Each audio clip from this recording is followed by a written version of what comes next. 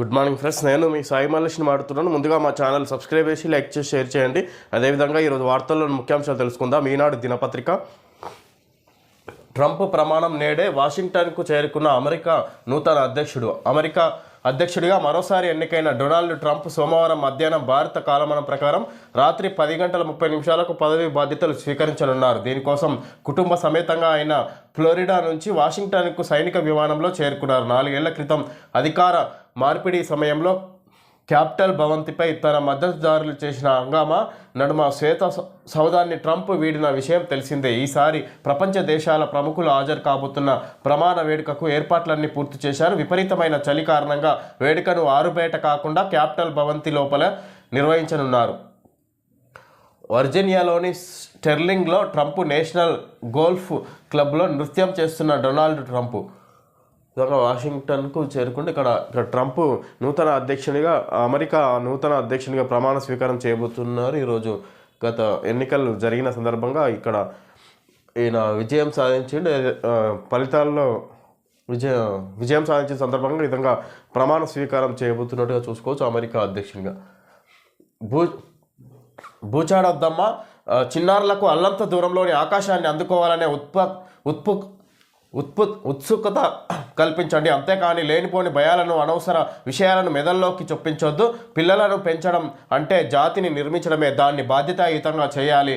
మంచి పౌరులను ఉగ్గుపాలతో తయారు చేయాలి. మరి మీ పిల్లలను ఎలా పెంచుతున్నారు? ప్రత్యేక కథనం 5లో. ఈ విధంగా చిన్న పిల్లలను భయపడి పెంచకుండా ఈ విధంగా అల్లంత దూరాన్ని, ఆకాశాన్ని అందుకోవాలనే ఉత్సుకత కల్పించండి. అంతేకాని లేనిపోని భయాలను, అనవసర విషయాలను మెదల్లోకి చొప్పించొద్దు. పిల్లలను పెంచడం అంటే జాతిని నిర్మించడమే.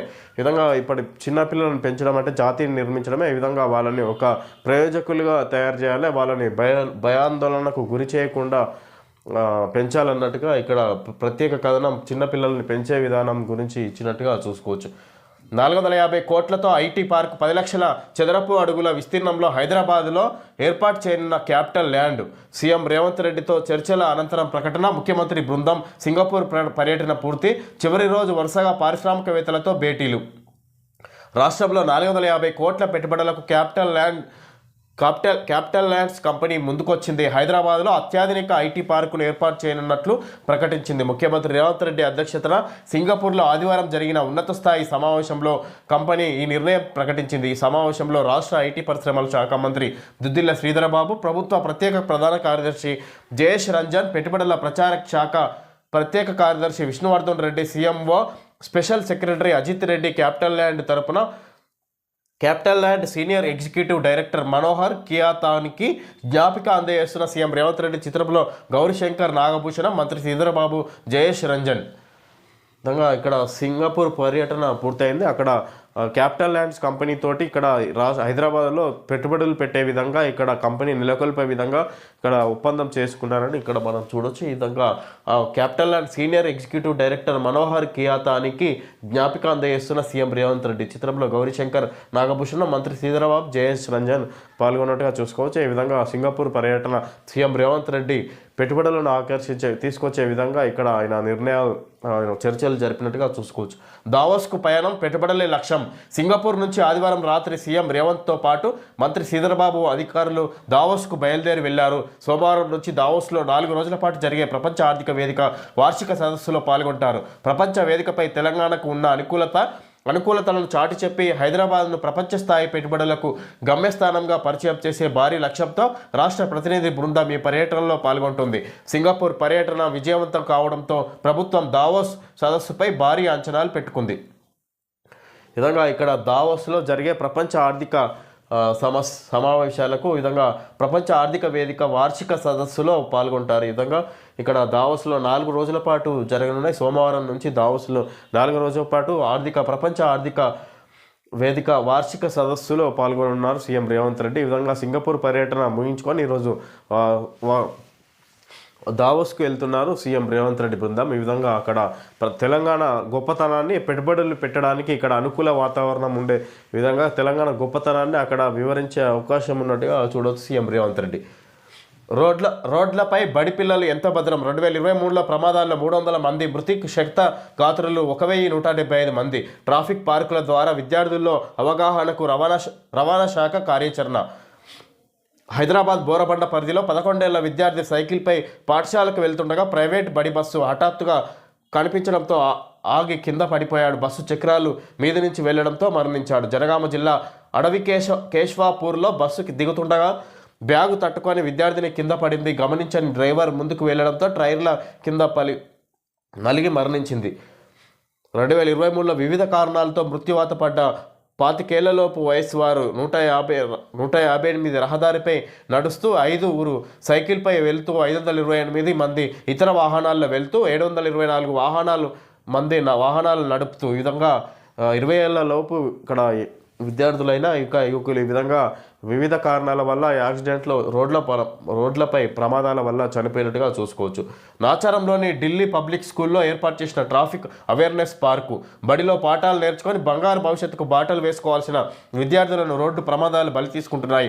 రాష్ట్రంలో ఏటా జరుగుతున్న ప్రమాదాల్లో వందల సంఖ్యలో మరణిస్తుండగా వేల సంఖ్యలో గాయపడుతున్నారు. బడికి వెళ్లే బస్సు ఎక్కి దిగే క్రమంలో రోడ్లు దాటే సమయంలో సైకిళ్లపై నడుచుకుంటూ వెళ్ళేటప్పుడు ఇతర వాహనాల్లో వెళ్తున్న సమయంలో ప్రమాదాల బారిన పడుతున్నారు. రాష్ట్ర వ్యాప్తంగా 2023లో 18 ఏళ్లలోపు పిల్లలు 300 మంది మరణించారు. 1175 మంది గాయపడ్డారు. 18 నుంచి 25 లోపు వారు 1115 మంది మరణించగా 3564 మంది గాయపడ్డారు.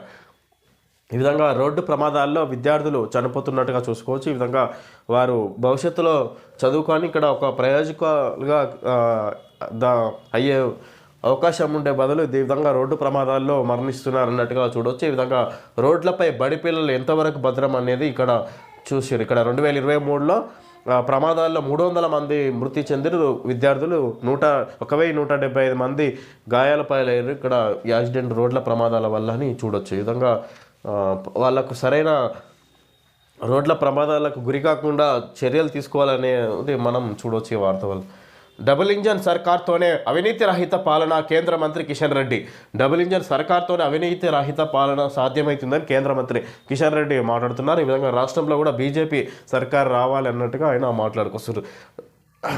ఆత్మహత్యల వద్దు కాంగ్రెస్ హామీలపై కొట్లాడదాం రైతులకు మాజీ మంత్రి హరీష్ రావు సూచన. ఇక రైతులు ఆత్మహత్యలు చేసుకోవద్దు, ఇక్కడ కాంగ్రెస్ ప్రభుత్వంపై కొట్లాడదాం, కాంగ్రెస్ హామీలపై కొట్లాడదాం అన్నట్టుగా హరీష్ రావు మాట్లాడుతున్నారు. ఈ విధంగా రైతులకు సూచిస్తున్నట్టుగా చూసుకోవచ్చు. ఈ విధంగా బ్యాంకులో రుణమాఫీ లోన్ వేధింపుల సందర్భంగా ఇక్కడ ఆత్మహత్య చేసుకున్న రైతులు ఉద్దేశించి మాట్లాడుతున్నట్టుగా చూడవచ్చు హరీష్ రావు. బందీల విడుదల షురు గాజాలో మొదలైన కాల్పుల విరమణ ఒప్పందం. ఇక్కడ హమాస్ ఈ విధంగా ఇజ్రాయెల్కి మధ్య ఈ విధంగా బందీల విడుదల షురు అంటే ఈ గాజాలో మొదలైన కాల్పుల విరమణ ఒప్పందం.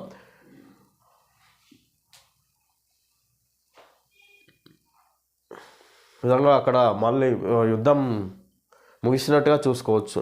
ఆనకట్టల భద్రతకు అత్యవసర ప్రణాళిక రూపొందిస్తున్నట్టుగా చూడొచ్చు రాష్ట్ర ప్రభుత్వం.